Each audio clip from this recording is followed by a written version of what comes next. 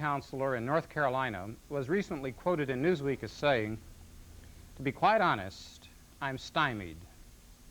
I might just be able to keep young people in school by heart-to-heart talks, working on coping skills and positive reinforcement, but I'm doubtful. For too long, the children who need the most have received the least of our resources." Hello, I'm Richard Thompson, pastor of Central Presbyterian Church, and your host for this edition of Austin Faith Dialogue. And today we have opportunity to give thought to one of the most heart-wrenching of modern dilemmas: dropouts. Youth dropping out of school, and often out of the mainstream of society.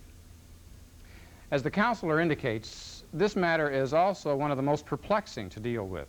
The numbers are troubling, up to 40% in the state, and with a third of students locally here in Austin not finishing high school. Nor are solutions proving to be simple. The causes are complex, calling for multiple approaches.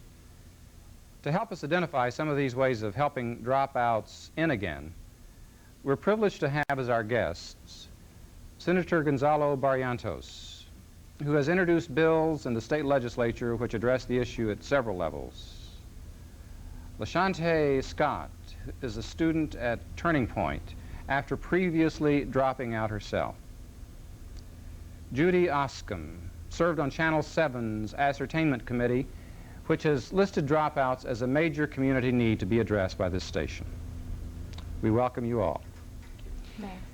And I think that we'll begin, Senator, with your initiative in the state legislature to try to address this problem, and I understand something like 20 different bills? Close to 20, about 17. And can you just give us a highlight of what these are aiming to do? Well, over the years, I've become more concerned about the problem, and 2 years ago, I said we must do something about this problem. I passed legislation establishing an interim committee to study the concern, but not only study, come back with recommendations. I had hearings all over the state, and we came back with several recommendations. All right, and there are numerous, but there are several which I think are the guts of what we're trying to use to resolve most of the problem. The establishment of pre-kindergarten programs for 3-year-olds, something like the programs that were set up during the Great Society programs. Like Head Start. Like Head Start. In low-income areas. The establishment of daycare centers in the schools or close to the schools for students who have had children and want to continue school. And the expansion of PALS programs, peer assistance and leadership programs, where juniors and seniors in high school will buddy up with younger students, perhaps in junior high, counsel with them, tutor, and it all works. The kids stay in school, and it costs very little money. I see. All right. Well, I think we'll come back and get a few more details on that. But I think it'd be helpful for us all to have you, LaShante, tell us about the fact that you did drop out yourself and Yes, are working now at Turning Point as a program here in Austin to help you with your future. Yes, sir, I am. And tell us why you dropped out. It was a conflict between me and my teacher, and that's the main reason I dropped out of school. Okay. But you didn't say dropped out. You did something to continue your education. Yes, sir. And what was that? I went on and took my GED test and passed it to try to better so I can go to college later on.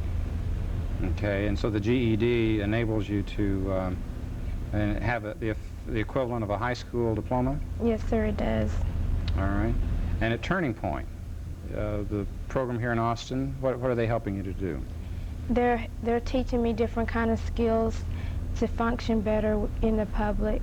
They're teaching you how to manage money, and they help you. They're more of an open group than like being in school. They're open, and you can talk to them about any problem that you have, and they'll try to help you the best they can. And they solve problems real well for the time that I've been there. It's real good. So you're glad to be there? Yes, I am. Well, we're glad to have you here today to help us in this thinking about the dropout problem in a broader sense. And Judy, you have, I understand, been connected to the station here and its Yes. ascertainment of community needs. Yes, I am the former public affairs director here at Channel 7, was here a couple of years.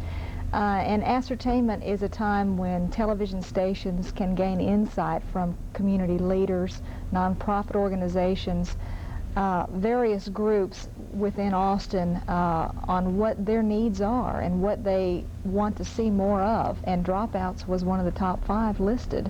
So the community is concerned about the dropout problem in Austin. And it interests me as to what a television station can do. That I don't associate this necessarily with the function and the purpose of a given station to, do its regular commercial programs and so on. Fairly recently, here on Channel 7, they did a program called Help the Children, where they provided books and school supplies to over 2,000 elementary school kids in Austin. So there are programs where they interact directly with the nonprofit organizations and the community, as well as running public service announcements, which, as you're probably aware, back in the early 80s, TV was deregulated, so they did not have to run public service announcements. That's why you see them at 2 and 3 in the morning. But stations do that out of their way to show they care for their community. I think that it's fitting at this point to take note of the fact that what we're doing at this very moment is a public service of Channel 7 to enable the public to have a opportunity to hear an issue discussed in some depth that might not be otherwise. And Austin Metropolitan Ministries is, I think, wanting to highlight what the churches might do in this regard to join a common effort. And Senator, you're connected with the religious community in the area, and what, if you were in the pulpit, what would you say to the folks? Well, first of all, we cannot cast this heavy burden on just one facet of society. It's going to take the media, it's going to take business and industry, it's going to take the teachers and school boards, it's going to take the churches, and then the parents specifically, and then the student themselves. But in terms of the church community, I think that programs for tutoring can be developed. I think that preaching from the pulpit every Sunday or every service to talk to those parents who happen to be at the church at that time, or who can go out and consult with other parents who are having problems and do our Christian duty. There's just so much we can do. I had occasion to hear you speak in our church when you came and did a program on the legislative issues in a broader sense, but when we turned to the dropout issue at that particular time, you shared with us, and I think the larger public would be interested in knowing that you could have gone this route yourself. And as a personal testimony, how can you offer your own experience in this regard? Well, in a way, atypical, and one of the main reasons for school dropouts is poverty. Okay. And frankly, I grew up in some poverty. But my parents would bring my sister and I back to school every September, while the other migrant children stayed out in the fields working until December. So it's up to the parents a lot more than I can emphasize. They brought us back, and they, of course, never had a college education, but they were wise enough to think and believe that education was important. A mom, a dad, an uncle, an aunt, a cousin, to take an interest in young people and say, I care, and one of these days you can make it, because there are people who have made it before, and you're just as good. All right, that happened for you, and I think you're sharing that with us. Takes it beyond simply the legalities and the hall of the legislature into the heart of the personal relationships that make all the difference. And as you indicate, we need all of that, both the personal and the private and the public input on it. And LaShante, did you have someone, as the senator did, that gave you encouragement, led you to take the next step? It was my mother. She pushed me on. She said that it wasn't the end of the world, that school, you can still get an education even though you can't make it through school. Even though the best thing, she wanted me to graduate, and I didn't make it there, but at least she's still happy that I did get equivalence to a graduation. Mm-hmm. So she encouraged you, for instance, in your becoming part of the Turning Point program? No, I found out on it about it on my own. Oh, you did? Uh-huh. How did you happen to hear about it? From the Travis County Human Services.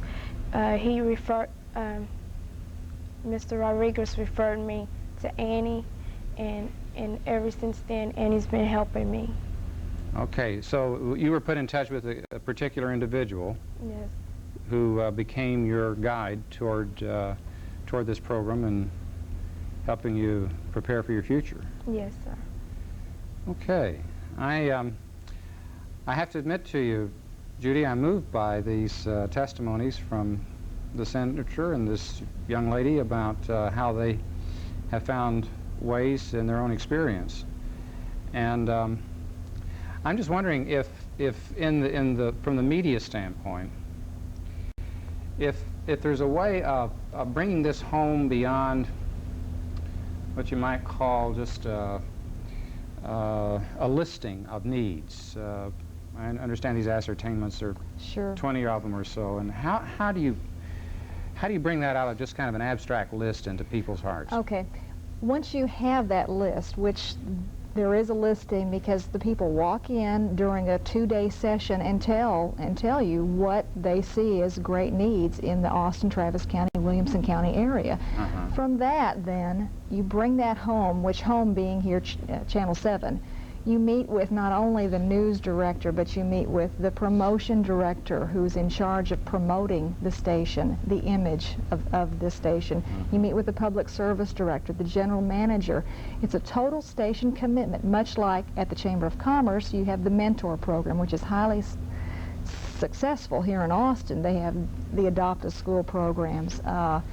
It's a total commitment on the part of the station, much as Channel 24 does their 5 Who Care, which honors, community leaders.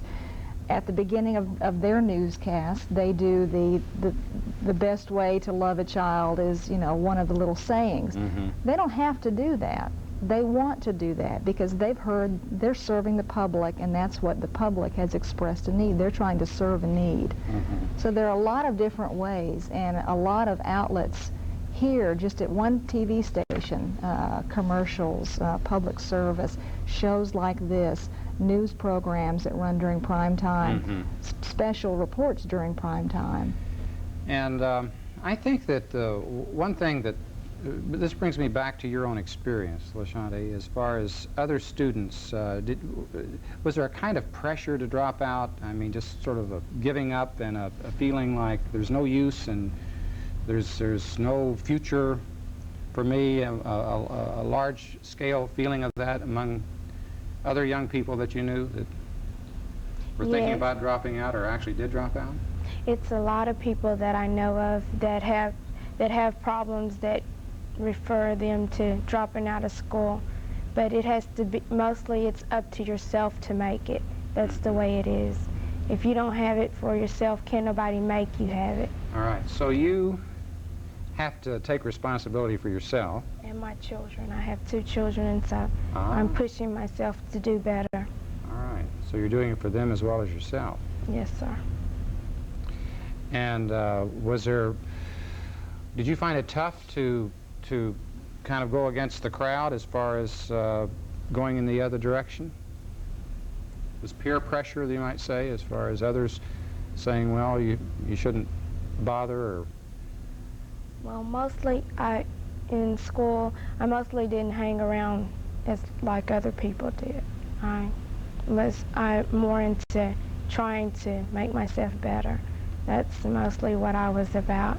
And so I never had any pressure off of anybody, but it's a lot of people that do have pressure, and it puts a lot of stress on you, because I've seen it in fellow people that go to school with me. that went to school with me, rather.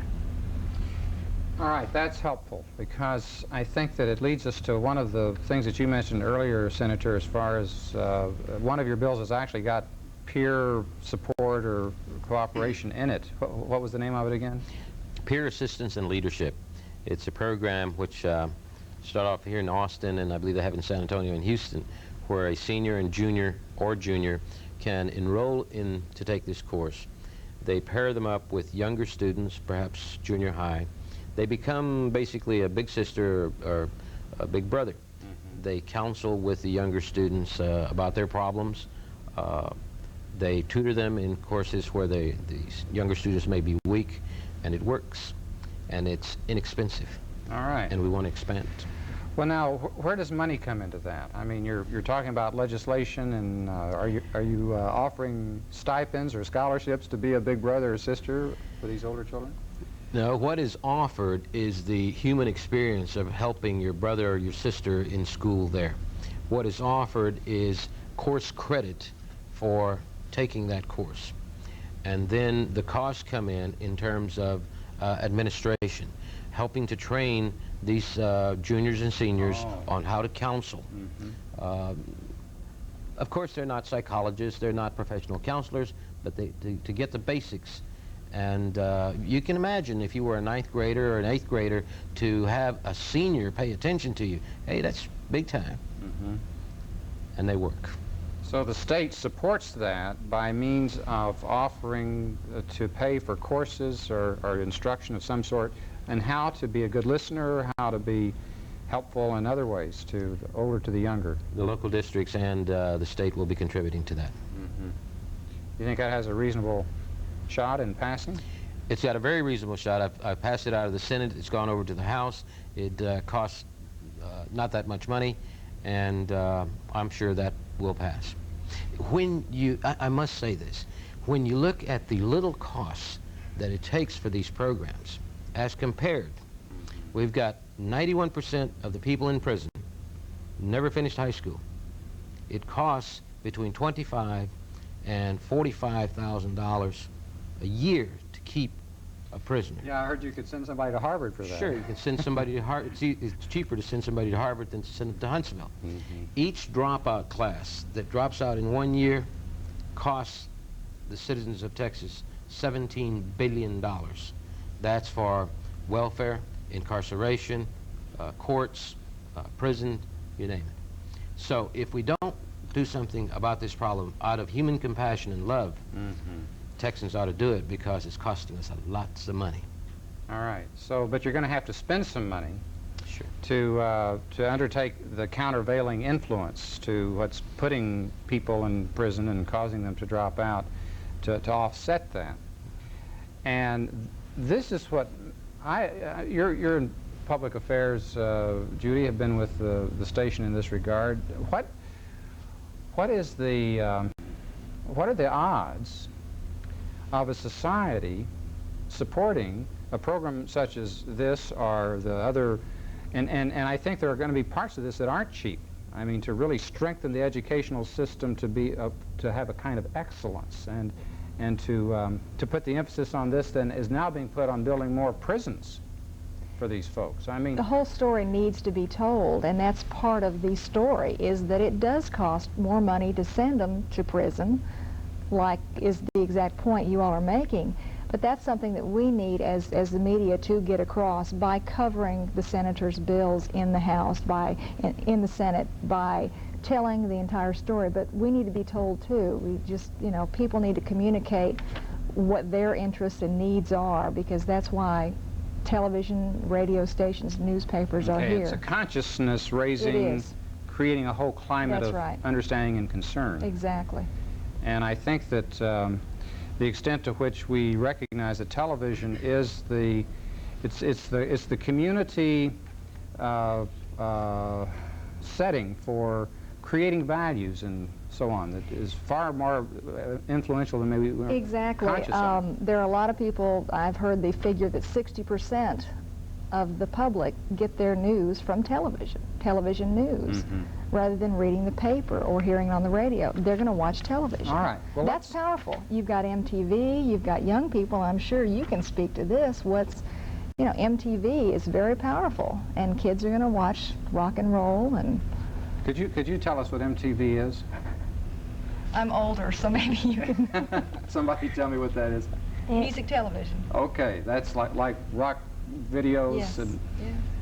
I don't watch MTV, so I don't know anything okay, about well, them. I watch MTV. You do? Okay, well, Hip.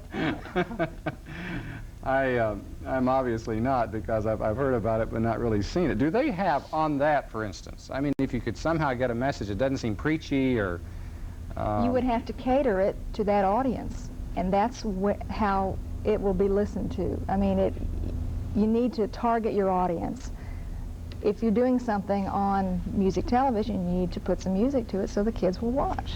But if you put it in a way in which they'll listen to it, it's better. They look out to things that are under their peers, what they're into. If you could get a rock and roll band to talk about Dropouts, it's more looked at that way than the music point of view. They're going to look up to that idol of theirs, and so a lot of celebrities need to get into trying to help out, because that's what the younger generation look up to. The role models? Yes. Allow me to be very, very frank about the media.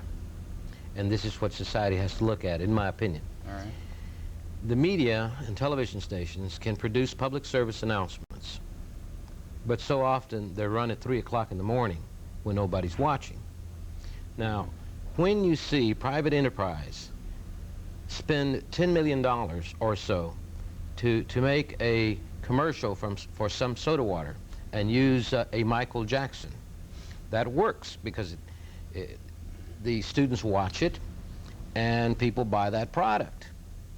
Now, what society or private enterprise needs to do, including the television stations, is to produce something like that on the level to attract the students' attention to stay in school.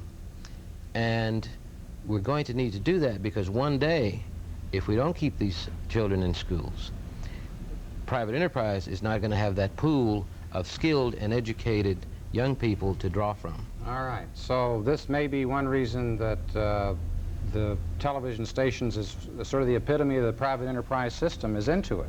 Exactly. Your future depends on that. Sure, exactly.